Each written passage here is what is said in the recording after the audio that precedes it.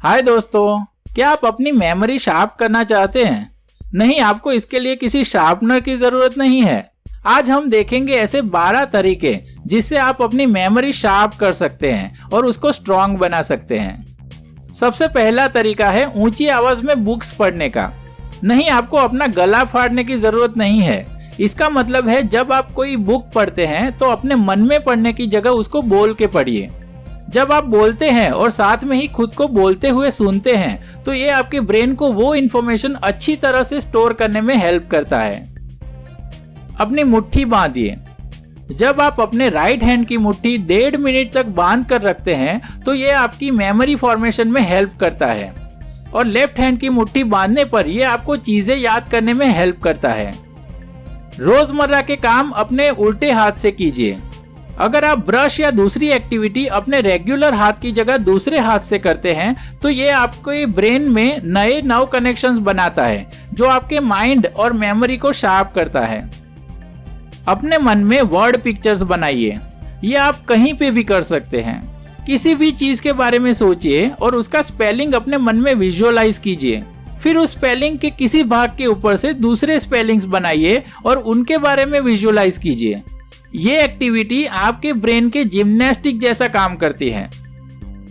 किसी भी आदमी या चीज को याद कीजिए जो आपके कांटेक्ट में आए थे और उनकी कोई भी 4 डिटेल्स याद कीजिए। जैसे कि कोई वेटर आपको रेस्टोरेंट में मिला हो तो उसके बालों की स्टाइल या कपड़ों का रंग, ऐसी कोई भी 4 डिटेल्स याद कीजिए। यह आपकी मेमोरी को शार्प करता है। रोज अपनी हार्ट बीट बढ़े ऐसी एक्सरसाइजेस कीजिए, जैसे कि स्पीड में चलना, दौड़ना या बैडमिंटन खेलना। ऐसी एरोबिक एक्सरसाइजेस आपके ब्रेन के हिप्पोकैम्पस एरिया को सक्रिय करता है, जिसका काम है हमारे लिए नई मेमोरीज बनाना। अपने कान में ईयर प्लग्स डालिए। जब आप कुछ नहीं सुन सकते हैं तो आपको अपने आसपास क्या हो रहा है वो इन्फॉर्मेशन सिर्फ देख के प्रोसेस करनी पड़ती है, जिससे आपके ब्रेन को कई तरह से एक्सरसाइज मिलती है और साथ में आपकी मेमोरी को भी फायदा मिलता है। जब आप खाना खाते हैं तो उसमें शामिल अलग अलग चीजों का स्वाद अलग से पहचानने की कोशिश कीजिए, चाहे वो सब्जी हो या कोई छोटे छोटे मसाले हो। कोई नया आउटडोर या इंडोर खेल या एक्टिविटी सीखिए जिसमें आपके बॉडी और माइंड का यूज होता हो। ये योग हो सकता है या कैरम या चेस, कुछ भी हो सकता है।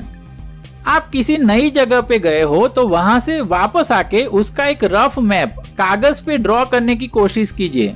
जब भी आप किसी नई लोकेशन पर जाए तब ये प्रैक्टिस कीजिए। ये एक्सरसाइज दिमाग के लिए बहुत ही फायदेमंद होती है। कोई नई भाषा सीखिए। नए वर्ड्स की स्पेलिंग्स और उनका उच्चार आपके ब्रेन को स्टिम्युलेट करता है। साथ में ही जिन लोगों के पास ज्यादा बड़ी वोकेबुलरी यानी कि शब्दकोश होता है, उनको बुढ़ापे में मेमोरी लॉस जैसी मेंटल डिसेबिलिटीज का रिस्क कम होता है। और लास्ट में जो मेरा फेवरेट है, दिल खोल के हंसिए।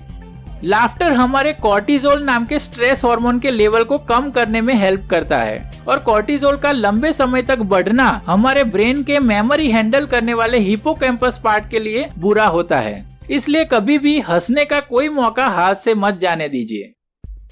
दोस्तों, हमारी मेमोरी शार्प करने के इन 12 तरीकों में से कौन सा तरीका आपको सबसे ज्यादा पसंद आया, आप मुझे कमेंट सेक्शन में बताइए। और अगर आपने ये अभी तक नहीं किया है तो इस चैनल को लाइक, शेयर और सब्सक्राइब कर दीजिए और साथ में बेल आइकॉन को दबा दीजिए। इससे आपको मेरे नए वीडियोस की नोटिफिकेशन मिलती रहेगी। तो मिलते हैं अगले वीडियो में। जय हिंद।